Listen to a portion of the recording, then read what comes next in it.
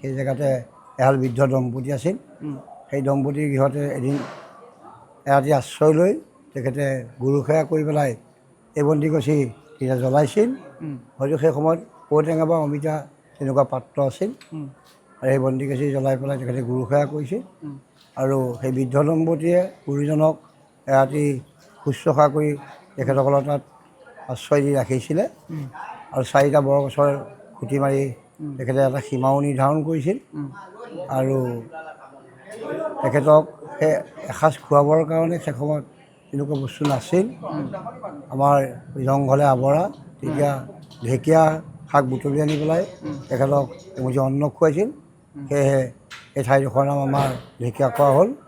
আৰু যিজন বুঢ়াই তেখেতক শুশ্ৰূষা কৰিছিল, এই বন্তিগছি জ্বলাই তেখেতক চঞ্জাই দি কৈছিল যে এই বন্তিগছি আপুনি ভাল ধৰণে গাঁৱৰ ৰাইজৰ সহযোগত ভালকৈ প্ৰতিপালন কৰি ৰাখিব আৰু অনন্তকাললৈ বন্তি জ্বলি থাকিব।